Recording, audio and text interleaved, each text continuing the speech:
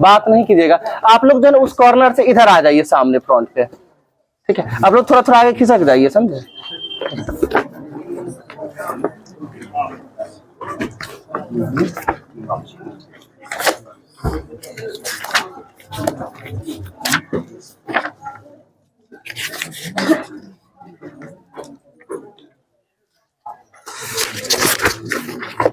जो आप लोग पढ़ चुके हैं आज उसी से पूछते हैं, ठीक है, दिक्कत तो नहीं होना चाहिए।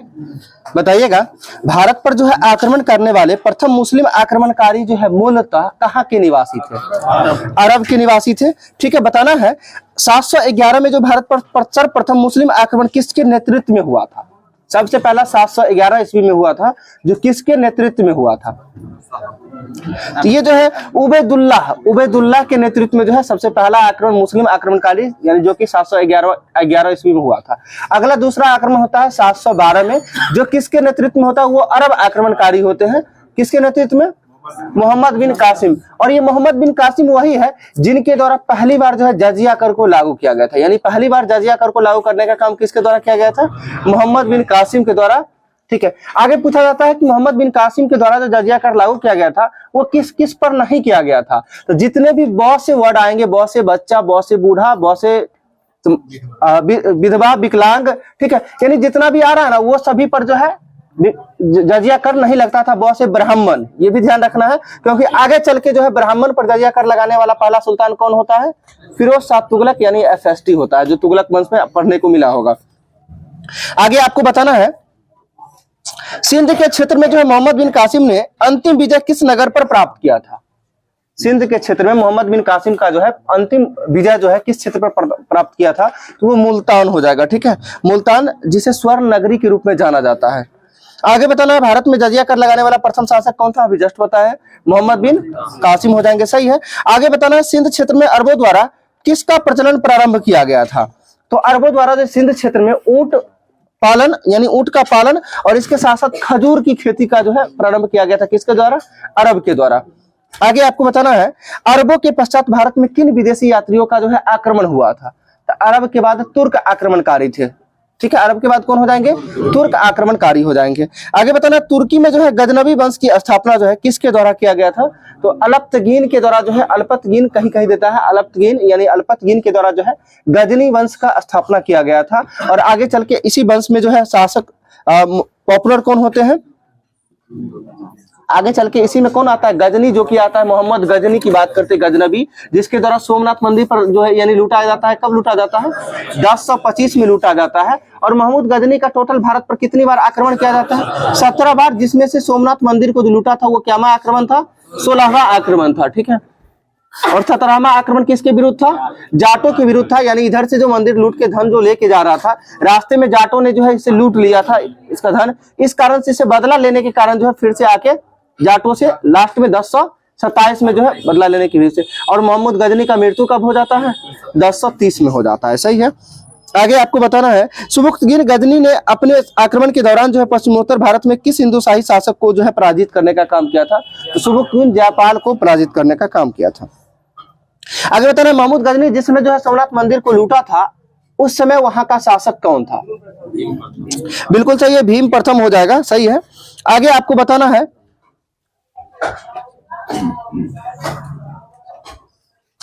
महमूद गजनवी के साथ भारत आने वाला प्रसिद्ध इतिहासकार कौन था? अल-बरूनी, जो महमूद गजनी के साथ आने वाला इतिहासकार अल-बरूनी था। और अल-बरूनी के द्वारा जो है कौन सा पुस्तक लिखा गया था? किताब उल हिंद पुस्तक लिखा गया था। किसके द्वारा?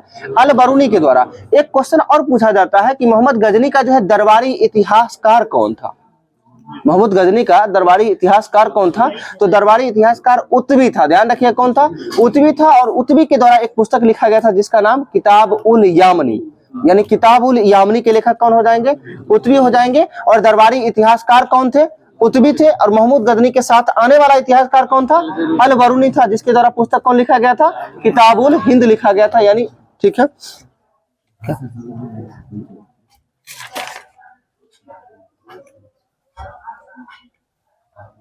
भावना जी है कोई? भावना जी आप हैं? आप ही का लिखा हुआ ये? इस तरह से ओएमआर नहीं भरा जाता है। ऊपर में साफ साफ लिखा हुआ है कि जो है name in the block letter है लिखा हुआ। यही आदत कितनी भी जल्दीबाजी में रहे, कम से कम अपना नाम भी बढ़िया से लिखे ताकि कोई पढ़ भी सके। ठीक है, इस चीज का ध्यान रखिएगा सभी लोग। आगे बताइएगा, शाहनामा के लेखक कौन है? फिरदौसी है। ठीक है, और जो है फिरदौसी को पूर्व का होमर भी कहा जाता है। आगे बताना है, महमूद गजनी के पश्चात जो है मोहम्मद गौरी द्वारा भारत पर प्रथम आक्रमण कब किया गया था? तो 1175 में जो है पहली बार आक्रमण किया गया था। किसके द्वारा? महमूद गजनवी के बाद जो है मोहम्मद गौरी के द्वारा। और आगे चल के मोहम्मद गौरी जो है बहुत पॉपुलर होता है। 1175 में पहला आक्रमण होता है। ठीक है, और दूसरा आक्रमण जो होता है 1178 में, जो कि 1178 में आक्रमण करता है तो अनिहिलवाड़ पे करता है। और वहां का उस समय शासक कौन होता है? भीम द्वितीय होता है। सही है, भीम द्वितीय होता है, जिसे मूल राज के नाम से भी जानते हैं। और आगे चल के जो है मोहम्मद गौरी के द्वारा जो है तराइन का प्रथम युद्ध लड़ा जाता है, जो कि कब लड़ा जाता है? 1191 में, जो मोहम्मद गौरी और किसके बीच लड़ा जाता है?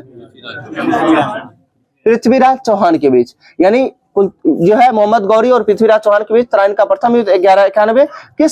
इसके बाद दूसरा युद्ध कब होता है? 1192 में होता है तराइन का दूसरा युद्ध, जो किसके किसके बीच होता है? वही पृथ्वीराज और मोहम्मद गौरी के बीच होता है। तो आपको यह बताना है तराइन के प्रथम युद्ध में विजयी कौन रहा था, यानी कौन जीता था? तो तराइन के प्रथम युद्ध में पृथ्वीराज चौहान विजयी रहा था। और तराइन के दूसरा युद्ध में कौन जीत जाता है? मोहम्मद गौरी जीत जाता है और पृथ्वीराज चौहान को मार देता है। फिर आगे चल के जो है तराइन का तीसरा युद्ध कब हुआ है? तो तराइन का तीसरा युद्ध जो है 1215 में हुआ है, जो किसके किसके बीच हुआ है? तो इल्तुतमिश और याल्दौज के बीच हुआ है। किसके किसके बीच? इल्तुतमिश और याल्दौज के बीच जो है तराइन का तीसरा युद्ध हुआ है। 1215 में हुआ है, 15 नहीं 1215 में। आगे आपको बताना है, आगे जो है मोहम्मद गौरी के द्वारा एक युद्ध होता है चंदावर का युद्ध, जो 1194 में होता है। जो चंदावर का युद्ध मोहम्मद गौरी और जयचंद के बीच होता है। ठीक है, इसमें भी मोहम्मद गौरी जो है विजयी रहता है। ठीक, आगे आपको बताना है, मोहम्मद गौरी के साथ भारत आने वाला प्रसिद्ध सूफी संत कौन था? मोहम्मद गौरी के साथ भारत आने वाला प्रसिद्ध सूफी संत कौन था? तो शेख मोइनुद्दीन चिश्ती हो जाएंगे। ठीक है, आगे बताना, सिक्कों पर देवी लक्ष्मी की आकृति किस मुस्लिम शासक द्वारा बनवाई गई थी? तो मोहम्मद गौरी के द्वारा जो है, यानी इनके सिक्के पर जो है देवी लक्ष्मी की जो है आकृति बनाए जाने का काम किया गया था। किसके द्वारा? मोहम्मद गौरी के द्वारा। आगे आपको बताना है, मोहम्मद गौरी की मृत्यु के पश्चात जो है उसके साम्राज्य पर किन 3 गुलामों द्वारा जो है नियंत्रण स्थापित किया गया था? इन 3 गुलाम की बात करते। एक तो याल्दौज, जो कि आपको बताए थे इल्तुतमिश और याल्दौज के बीच 1215 में जो है युद्ध हुआ था, तराइन का तीसरा युद्ध। एक याल्दौज था, दूसरा कुबाचा और तीसरा कुतुबुद्दीन ऐबक। ये 3 गुलाम थे, जो मोहम्मद गौरी का गुलाम था, जिसके द्वारा उसकी मृत्यु के बाद जो है, और मोहम्मद गौरी का मृत्यु कब हो गया था? 1206 में ही कर दिया गया था, 1206 में। और 3 गुलाम कौन थे? याल्दौज, कुबाचा और कुतुबुद्दीन ऐबक। ठीक है, आगे आपको बताना है, भारतीय जनता के लिए हिंदू शब्द का सर्वप्रथम प्रयोग किसके द्वारा किया गया था? तो अरबों के द्वारा जो है भारतीय जनता के लिए हिंदू शब्द का प्रयोग सर्वप्रथम किसके द्वारा किया गया था? अरबों के द्वारा, यानी अरब आक्रमणकारी के द्वारा जो है किया गया था। आगे आपको बताना, अब बात करते हैं मोहम्मद गौरी के बाद गुलाम वंश। गुलाम वंश का स्थापना किसके द्वारा किया गया था? तो मोहम्मद गौरी का ही गुलाम था कुतुबुद्दीन ऐबक, और उसी गुलाम के कारण जो है गुलाम वंश के नाम से जो है नींव रखा था।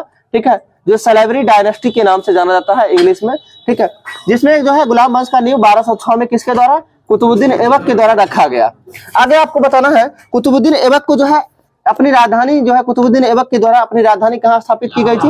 लाहौर को स्थापित की गई थी। और फिर आगे चल के जो है लाहौर से राजधानी को दिल्ली स्थानांतरित करने का काम किसके द्वारा किया गया है? तो इल्तुतमिश के द्वारा किया गया था। कुतुबुद्दीन ऐबक को जो है लाख बख्श या खुदा बख्श के नाम से जाना जाता है, या फिर लाखों के दानी के नाम से भी जाना जाता है, क्योंकि ये लाखों में दान किया करते थे, इस कारण से इन्हें लाख बख्श के नाम से जाना जाता है। आगे आपको बताना है कुतुबुद्दीन ऐबक ने जो है अपना राज्याभिषेक किस स्थान पर करवाया था। तो स्वाभाविक सी बात है, राजधानी लाहौर स्थापित किया था, यानी लाहौर में ही जो है अपना राज्याभिषेक करवाया था। आगे बताना भारत की प्रथम मस्जिद कुब्बत उल इस्लाम की स्थापना किसके द्वारा किया गया, तो कुतुबुद्दीन ऐबक के द्वारा ही किया गया था। ठीक है, आगे बताना अत्यंत सुरीली आवाज में जो है कुरान पढ़ने के कारण ऐबक को किस उपाधि के नाम से जाना जाता है। तो ये कुरान को जो है अत्यंत सुरीली आवाज में पढ़ने का काम करता था, जिस कारण से इसे कुरान खां के नाम से भी जाना जाता है। सही है। आगे आपको बताना कुतुबुद्दीन ऐबक ने जो है सूफी संत ख्वाजा कुतुबुद्दीन बख्तियार काकी के नाम पर जो है किसका निर्माण करवाने का काम किया था, कुतुब मीनार का नाम जो है निर्माण करने का काम किया। किसके याद में करवाया था, तो ख्वाजा कुतुबुद्दीन बख्तियार काकी के नाम पर करवाया था। ठीक है, और कुतुब मीनार का जो है निर्माण कार्य प्रारंभ करने का काम कुतुबुद्दीन ऐबक, और इसको पूरा करवाने का काम किसके द्वारा, इल्तुतमिश के द्वारा करवाया गया था। और आगे चल के जो है बारिश के दौरान ठनका गिर जाने के कारण जो है इसकी चौथी मंजिल जो है ध्वस्त हो जाती है, जिस कारण से फिर उसका निर्माण करवाने का काम कौन किया है, फिरोज शाह तुगलक के द्वारा किया गया है। ठीक है, आगे आपको बताना है कुतुब मीनार का जो प्रवेश द्वार को किस नाम से जानते हैं, अलाई दरवाजा के नाम से जानते हैं, जो कि अलाई दरवाजा कहाँ हो जाएगा, दिल्ली में स्थित हो जाएगा। आगे बताना है कुतुबुद्दीन ऐबक की मृत्यु कब हो जाती है, 1210 में हो जाती है। सही है। आगे जो कि किस खेल खेलते समय, चौगान पोलो खेलते समय जो है घोड़े से गिरकर इसकी मृत्यु हो जाती है। आगे बताना कुतुबुद्दीन ऐबक की मृत्यु के पश्चात उसके पुत्र जो है आराम शाह को जो है अपदस्थ करके गुलाम वंश की गद्दी पर जो है अगला शासक कौन बनता है, तो इल्तुतमिश बनता है। जो किसको हटाकर इल्तुतमिश बैठता है गद्दी पर, आराम शाह को हटाकर, जो कि अयोग्य शासक होता है। ठीक है, जो कि मात्र 8 महीने तक इसको शासन किया था, 8 महीने तक किया था शासन। ठीक है, आगे आपको बताना है इल्तुतमिश सुल्तान बनने से पूर्व जो है किस प्रांत का जो है गवर्नर था, यानी सूबेदार था। तो इल्तुतमिश जो है जो यानी कि जो है सुल्तान बनने से पहले बदायूं का गवर्नर था। ठीक है, बदायूं का। आगे आपको बताना है दिल्ली सल्तनत का वास्तविक संस्थापक किसे माना जाता है, तो इल्तुतमिश को दिल्ली सल्तनत का वास्तविक संस्थापक माना जाता है। और इतिहासों में गुलाम का गुलाम किसे कहा जाता है, तो इल्तुतमिश को ही इतिहास में जो है गुलामों का गुलाम कहा जाता है, क्योंकि कुतुबुद्दीन ऐबक का गुलाम जो है इल्तुतमिश था, और कुतुबुद्दीन ऐबक किसका गुलाम था, मोहम्मद गौरी का। इसलिए गुलामों का गुलाम किसे कहा जाता है, इल्तुतमिश को कहा जाता है। और इल्तुतमिश 1211 में गद्दी पे बैठता है, और कब तक रहता है, 1236 तक रहता है, और 1236 में इसकी मृत्यु हो जाती है। और इसके बाद गद्दी पे कौन बैठता है, रजिया सुल्तान इसकी बेटी होती है, जो प्रथम महिला शासिका, जो 1236 से लेकर 1240 तक। ठीक है, आगे देखते हैं इल्तुतमिश के द्वारा कुछ काम किया गया था, जिसमें से जो है इल्तुतमिश के द्वारा पहला बात बताए कि राजधानी को स्थानांतरित किया लाहौर से दिल्ली। फिर आगे चल के जो है इसने जो है बगदाद के खलीफा से सुल्तान की उपाधि प्राप्त करने वाला पहला शासक हुआ, यानी बगदाद के खलीफा से जो है सुल्तान की उपाधि प्राप्त करने वाला पहला शासक कौन हो जाएंगे, इल्तुतमिश हो जाएंगे। सही है। आगे बताना है इल्तुतमिश ने अपने दरबार में जो है 40 सुएग तुर्क गुलामों को जो मिलाकर एक दल का गठन किया था, जिस दल का नाम क्या दिया था, तुर्क ए चहलगानी, या फिर चालीसा के दल, यानी तुर्क ए चालीसा के नाम से जाना जाता था, जिसमें 40 तुर्क सरदारों का जो है ये दल था। ठीक है, और इसका विनाश करने का काम किसके द्वारा किया गया था, तो विनाश करने का काम आगे चल के बलबन के द्वारा किया गया था। आगे बताना आपको मंगोल आक्रमणकारी चंगेज खां की जो है भारत के उत्तर पश्चिम सीमा पर किसके शासनकाल में आया था, यानी मंगोल आक्रमणकारी चंगेज खां का आक्रमण जो है भारत पर किसके समय में हुआ था, तो इल्तुतमिश के समय में हुआ था। पूछा जाता है चंगेज खां जो है भारत जो मंगोल आक्रमणकारी था, ये किस कारण से किसका पीछा करते आया था, तो जो है ये मंगवर्णी का पीछा करते आया था, ख्वाजा मंगवर्णी का जो है पीछा करते करते जो है भारत आया था। और जो है ख्वाजा मंगवर्णी को जो है इल्तुतमिश शरण नहीं दिया था, इसलिए चंगेज खां से बचने के लिए। ठीक है, आगे आपको बताना है इक्ता व्यवस्था का प्रारंभ करने का श्रेय जो है किसको दिया जाता है, तो इल्तुतमिश को ही दिया जाता है। और इक्ता एक किस भाषा का शब्द है, इक्ता अरबी भाषा का शब्द है। किस भाषा का, अरबी भाषा का शब्द है। और इक्ता प्रारंभ करने का श्रेय किसको जाता है, इल्तुतमिश को जाता है। ठीक है, और इक्ता जो यानी भूमि को लेने वाले जो थे, ये इन्हें जो है इक्तादार कहा जाता था। ठीक है, ये एक प्रकार का टैक्स होता था, कर होता था।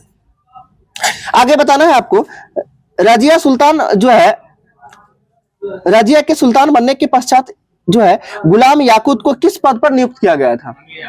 तो अमीर ए आखुर, यानी अमीर ए आखुर जो होता था ये घोड़े का सरदार का पद होता था, ठीक है, यानी घोड़े को देखरेख करने वाला जो पद होता था जिसको अमीर ए आखुर कहा जाता था। और इस कारण से जो है ये जो है इस कारण से तुर्क के चहलगानी यानी 40 तुर्क सरदारों का जो दल था जो रजिया के जो है खिलाफ जाने लग गया था। किस कारण से? तो अमीर ए आखुर के पद पर किसको नियुक्त कर दिया था? तो गुलाम याकूत को नियुक्त कर दिया था। आगे आपको बताना, रजिया सुल्तान के विद्रोही अमीरों ने रजिया की हत्या करवाकर किसे दिल्ली सल्तनत की गद्दी पर बैठाया था? तो बहराम शाह को जो है गद्दी पर बैठाया था। आगे पूछा जाता है रजिया सुल्तान की शादी किससे होती है? अल्तुनिया से होती है। और इसकी हत्या कहाँ पे करवा दी जाती है? तो भटिंडा के पास करवा दिया जाता है। कैथल पड़ता है, कैथल, ठीक है, पंजाब के कैथल के आसपास में जो भटिंडा नामक जगह पड़ता है। आगे आपको बताना है दिल्ली सल्तनत के किस शासक ने जो है बलबन को नायब ए मुमालिकत पद पर जो है नियुक्त किया था? तो नासरुद्दीन महमूद जो इसका दामाद होता है, ठीक है, नासरुद्दीन महमूद। और ये भी कहा जाता है दिल्ली सल्तनत का एकमात्र शासक जो टोपी सीकर अपना जीवन निर्वहन करने का काम करते थे वो नासरुद्दीन महमूद थे। कौन थे? नासरुद्दीन महमूद, जो टोपी सीकर अपना जीवन निर्वहन करने का काम करते थे। आगे आपको बताना है दिल्ली का सुल्तान बनने के पश्चात जो है तुर्कान ए चहलगानी को किसने समाप्त कर दिया था? जो कि बलबन के द्वारा किया गया था। कल भी बताए थे बलबन के द्वारा जो है लौह एवं रक्त की नीति जो है अपने विद्रोही के विरुद्ध जो है लागू करने का काम बलबन के द्वारा ही किया गया था। और बलबन के द्वारा सिजदा एवं पैबोस प्रथा को शुरुआत किया गया था। और सिजदा और पैबोस प्रथा को समाप्त करने का काम किसके द्वारा किया गया था? शाहजहां के द्वारा किया गया था। बिल्कुल सही है। आगे आपको बताना है बलबन प्रथम सुल्तान था जिसने राजत्व के सिद्धांत का प्रतिपादन किया था। राजत्व के सिद्धांत का प्रतिपादन करने वाला प्रथम सुल्तान बलबन हो जाएगा, ठीक है। और उसने राजत्व को नियाबत खुदाई यानी ईश्वर द्वारा प्रदत्त कहा गया था। यानी राजत्व सिद्धांत किसके द्वारा प्रदत्त कहा गया था? ईश्वर के द्वारा जो है दिया गया है। और जो है तथा राजा को जो है जिल्ले इलाही यानी ईश्वर की छाया कहा गया। यानी जिल्ले इलाही का मतलब क्या होता है? ईश्वर की छाया, यानी राजा जो होता है ये ईश्वर का छाया के रूप में है। आगे बताना आपको बलबन ने जो है किस एक विभाग का स्थापना किया था? तो सैन्य विभाग का स्थापना किया था जिसका नाम क्या था? दीवान ए अर्ज, यानी दीवान ए अर्ज विभाग का स्थापना किसके द्वारा किया गया था? बलबन के द्वारा। और ये कैसा विभाग था? ये सैन्य विभाग था। सही है। आगे आपको बताना गुलाम वंश का अंतिम शासक कौन होता है? तो शमसुद्दीन क्यूमर्थ होता है गुलाम वंश का अंतिम शासक, ठीक है। अब आगे बात करते हैं खिलजी वंश का, ठीक है। खिलजी वंश बताइए, ये गुलाम वंश पहले बताइएगा आप, गुलाम वंश कब से कब तक रहा है? तो 1206 से लेकर 1290 तक रहा है। कब से कब तक रहा है? 1206 से लेकर 1290 तक रहा है। और 1290 के बाद जो है कौन वंश आ जाता है? खिलजी वंश आता है, जो कब से कब तक रहता है? 1290 से 1320 तक रहता है। 1290 से 1320। पहले ये बताइए ये दिल्ली सल्तनत पर कुल कितने वंशों का शासन हुआ है? 5 वंशों का, जिसमें गुलाम, खिलजी, तुगलक, सैयद और लोदी। ध्यान से सभी लोग रखिएगा, एक क्रम पूछ दिया जाता है कि पांचों वंश का जो है क्रम बताना, यानी पहले कौन रहा है बाद में कौन रहा है, इस बात का। तो ध्यान से सुनिएगा, गुलाम, खिलजी, सैयद और गुलाम, खिलजी, तुगलक, सैयद और लोदी, ठीक है। अगर ट्रिक जिनको याद ट्रिक से करना होगा तो गुल खिले तुम शायद लोगे, ठीक है। गुल खिले तुम शायद लोगे, इससे पांचों वंश आता है। गुल से गुलाम वंश, खिले से खिलजी वंश, तुम से तुगलक वंश, शायद से सैयद वंश और लोगे से लोदी वंश। ये पांचों वंश का क्रम होता है, जिसमें जो है सभी वंश का शासक यानी संस्थापक पूछा जाता है। जिसमें गुलाम वंश के संस्थापक आप सभी को याद हो गया होगा, कौन होंगे बोलिए? कुतुबुद्दीन ऐबक हो जाएंगे। और गुलाम वंश का वास्तविक संस्थापक कौन हो जाएंगे? इल्तुतमिश हो जाएंगे। आगे बताना खिलजी वंश के संस्थापक कौन हो जाएंगे? तो जलालुद्दीन फिरोज खिलजी हो जाएंगे, जो कि 1290 में किए थे जलालुद्दीन फिरोज खिलजी के द्वारा। और आगे चल के जो है तुगलक वंश का स्थापना किसके द्वारा किया गया था?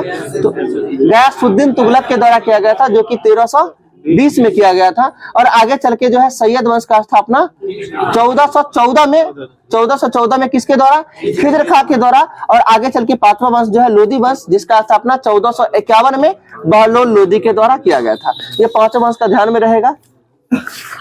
चलिए आगे देखते हैं। आगे जो है खिलजी वंश 1290 से 1320 तक रहा है, मात्र 30 साल का रहा है।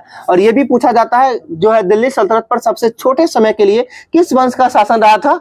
तो खिलजी वंश का होता है। कितने समय के लिए? मात्र 30 साल, जो 1290 से 1320 तक। आगे यह भी पूछा जाता है दिल्ली सल्तनत का जो सबसे लंबे समय तक शासन करने वाले सुल्तान कौन थे? तो बहलोल लोदी, जिनका शासन कितने वर्षों का होता है? 38 वर्षों का शासन होता है, जो 1451 से लेकर 1489 तक रहता है, ठीक है।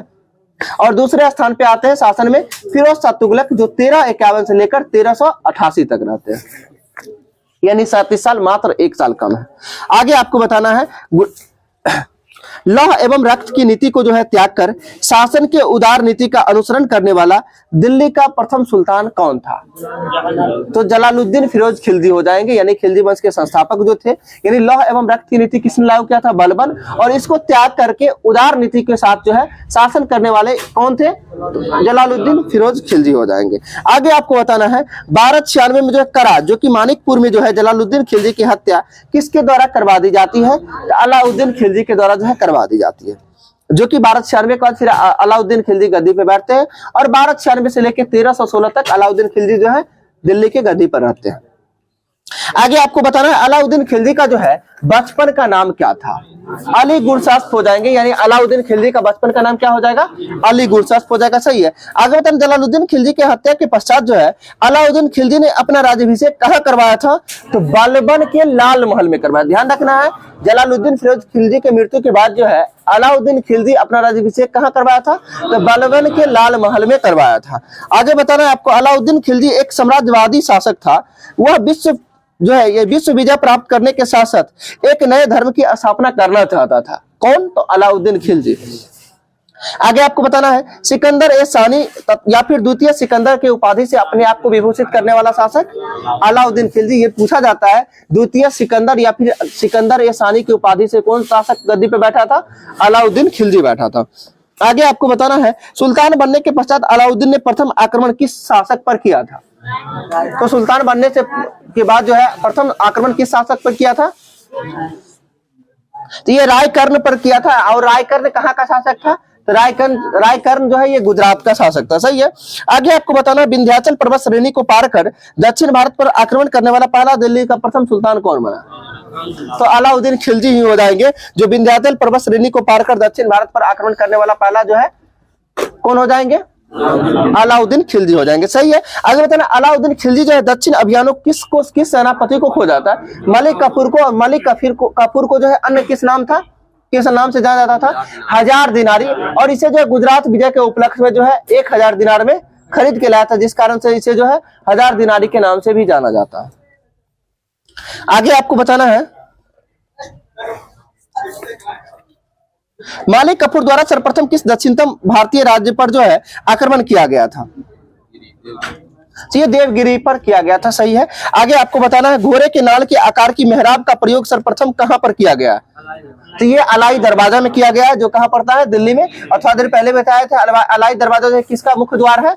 प्रवेश द्वार है। तो कुतुब मीनार का प्रवेश द्वार है। सही है। आगे बताना दिल्ली सल्तनत का वह सुल्तान कौन था जिसने स्वयं को खलीफा घोषित किया था? गलत हो जाएगा। ठीक है। दिल्ली सल्तनत का प्रथम सुल्तान कौन था जिसने स्वयं को खलीफा घोषित किया था? तो वो मुबारक खिलजी हो जाएंगे, कुतुबुद्दीन मुबारक शाह खिलजी हो जाएंगे। यानी मुबारक शाह खिलजी जो है खुद को जो है खलीफा घोषित करने का काम किया था। ये आगे आपको बताना सर्वाधिक मंगोल आक्रमण का जो है ये किसके शासन काल में हुआ था? तो सर्वाधिक मंगोल आक्रमण जो है किसके शासन काल में हुआ था? अलाउद्दीन खिलजी के शासन काल में हुआ था। सही है। तुगलक वंश का संस्थापक बताइएगा। गयासुद्दीन तुगलक, जो कि कब किया गया था? 1320 में किया गया था। सही है। और गयासुद्दीन तुगलक का अन्य नाम क्या है? तो गाजी मलिक के नाम से भी जाना जाता है। किस नाम से? गाजी मलिक के नाम से भी जाना जाता है। आगे आपको बताना है सल्तनत काल में नहरों का निर्माण करने वाला पहला शासक कौन था? तो गयासुद्दीन तुगलक ही था। पहला सुल्तान कौन था? गयासुद्दीन तुगलक। और इसके साथ साथ बताना डाक व्यवस्था का आरंभ करने वाला प्रथम सुल्तान कौन था? तो डाक व्यवस्था का आरंभ करने वाला प्रथम सुल्तान कौन हो जाएंगे? गयासुद्दीन तुगलक ही हो जाएंगे। ये जान लीजिए, दोनों हो जाएगा। यानी कहने का मतलब पहली बार नहर का निर्माण और साथ साथ में जो है डाक व्यवस्था का प्रचलन करने वाला पहला सुल्तान कौन होंगे? गयासुद्दीन तुगलक हो जाएंगे। सही है। आगे आपको बताना है किस सूफी संत के साथ जो है गयासुद्दीन तुगलक के संबंध अच्छे नहीं थे? तो निजामुद्दीन औलिया के साथ जो है संबंध अच्छा नहीं था, जिस कारण से निजामुद्दीन औलिया जो है गयासुद्दीन तुगलक को ही कहा था, जो धमकी दे दिया था कि जो दिल्ली अभी दूर है। कहने का मतलब दिल्ली अभी दूर है, यानी मेरे घर में 9 दरवाजे हैं, तुम इधर से आओगे मैं उधर से निकल जाऊंगा। ठीक है। यानी दिल्ली अभी दूरस्थ है, ऐसे करके जो है कोटेशन दिया गया था निजामुद्दीन औलिया के द्वारा। क्योंकि जो है तुम दिल्ली से जब तक यहाँ आओगे तब तक क्या हुआ? हम वही बता रहे, बंगाल अभियान से लौट रहा था, उस दौरान कहा था दिल्ली अभी दूर है, यानी हम दिल्ली में हैं, तुम जब तक यहाँ आओगे तब तक हम जो है यहाँ से निकल जाएंगे, कहने का मतलब ये था। तो किसके, इसलिए पूछा जाता है कि किस सूफी संत से जो है इनका संबंध अच्छा नहीं था, तो किससे हो जाएगा, निजामुद्दीन औलिया हो जाएगा। सही है, आगे आपको बताना है। और आगे दिया हुआ भी है, इसमें बंगाल अभियान से लौटते समय गयासुद्दीन तुगलक ने आदेश दिया था कि उसके दिल्ली पहुंचने से पहले ही औलिया दिल्ली छोड़ दे। इसी संदर्भ में निजामुद्दीन औलिया ने सुल्तान के विषय में कहा था, दिल्ली अभी दूर है, यानी हनूज दिल्ली दूर अस्त, यानी हनूज दिल्ली अभी दूर अस्त, इसका मतलब क्या हुआ, दिल्ली अभी दूर है। आगे आपको बताना है, दिल्ली सल्तनत का सर्वाधिक विद्वान सुल्तान कौन था। मोहम्मद बिन तुगलक हो जाएंगे, जो कि दिल्ली सल्तनत का सर्वाधिक विद्वान शासक था, और इतिहास में इसे जो है रक्त पिपासु शासक के नाम से भी जाना जाता है। किसको, मोहम्मद बिन तुगलक को ही जाना जाता है। और इतिहासकार बदायूनी के द्वारा कहा गया था मोहम्मद बिन तुगलक के द्वारा, मोहम्मद बिन तुगलक के बारे में, कि जो जनता को जो है, यानी प्रजा को राजा से और राजा को प्रजा से मुक्ति मिल गई, ठीक है, इनके मरने के बाद। आगे आपको बताना है, सर्वप्रथम जो है सांकेतिक मुद्रा का प्रचलन किसके द्वारा किया गया था, मोहम्मद बिन तुगलक के द्वारा ही किया गया था। और आगे बताना है, मोरक्को यात्री जो थे इब्न बतूता, किसके समय में भारत आए थे, मोहम्मद बिन तुगलक के काल में ही आया था। कब आया था, 1333 में, और जिसे दिल्ली का जो है काजी नियुक्त किया जाता है, और आगे चल के इसे जो है राजदूत बनाकर कहां भेजा जाता है, चीन भेज दिया जाता है। सही है, आगे आपको बताना है, कृषि के विकास हेतु जो है अमीर ए कोही नामक एक नए विभाग का स्थापना किसके द्वारा, मोहम्मद बिन तुगलक के द्वारा ही किया गया था, अमीर ए कोही, ठीक है। आगे आपको बताना है, और मोहम्मद, कल भी बताए थे, मोहम्मद बिन तुगलक के शासनकाल में जो है दो, जो एक विजयनगर साम्राज्य और दूसरा बहमानी साम्राज्य, दोनों का उदय हुआ था इन्हीं के शासनकाल में। जो कि विजयनगर साम्राज्य का उदय कब हुआ था, 1336 में, और बहमानी साम्राज्य का उदय कब हुआ था, 1347 में हुआ था। सही है, आगे आपको बताना, जो कि बहमानी साम्राज्य के संस्थापक कौन हुए, हसन गंगू, और विजयनगर साम्राज्य के संस्थापक कौन हुए, हरिहर बुक्का हो गया, ठीक है। आगे आपको बताना है, होली के त्योहार को जो है सार्वजनिक उत्सव में भाग लेने वाला दिल्ली का प्रथम सुल्तान कौन था। तो होली के त्योहार में जो भाग लेने वाला जो है प्रथम सुल्तान कौन था, मोहम्मद बिन तुगलक था। आगे आपको बताना, किस जैन संत के साथ जो है मोहम्मद बिन तुगलक के संबंध घनिष्ठ थे, तो जिन प्रभा सूरी के साथ थे, जिन प्रभा सूरी के साथ थे।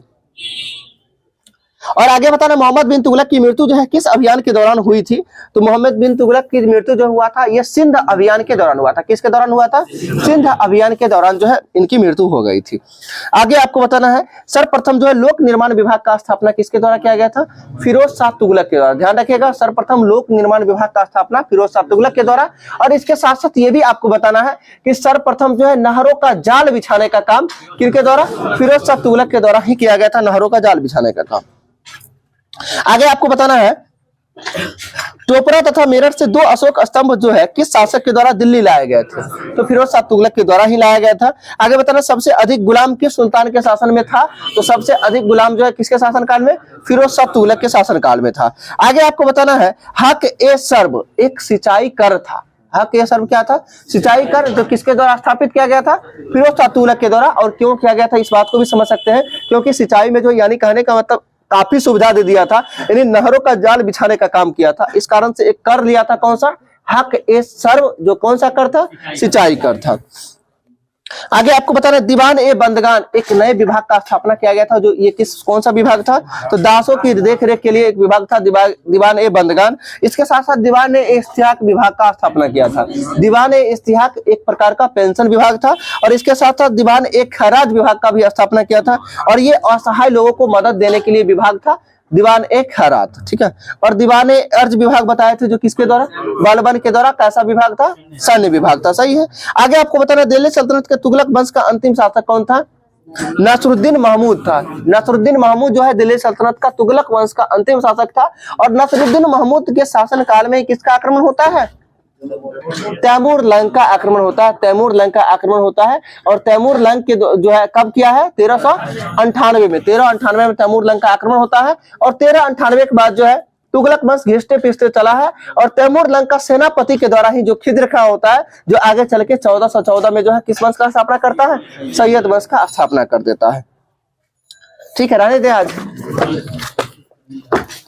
करंट भी चलने दे, आगे मैथ्स का क्लास भी लेना होता है। ठीक है, छोड़ देते हैं। ठीक, फिर होमवर्क देने में अभी 10 मिनट कम से कम तो और लग ही जाएंगे आप लोग में। ठीक है, पहले होमवर्क हम लिखवा देते हैं, आप लोग कॉपी में नोट कर लीजिएगा। ठीक है, लाइए तो उसको बंद करिए, थोड़ा सा रेड वाला होगा उसको ऑफ कर दीजिएगा।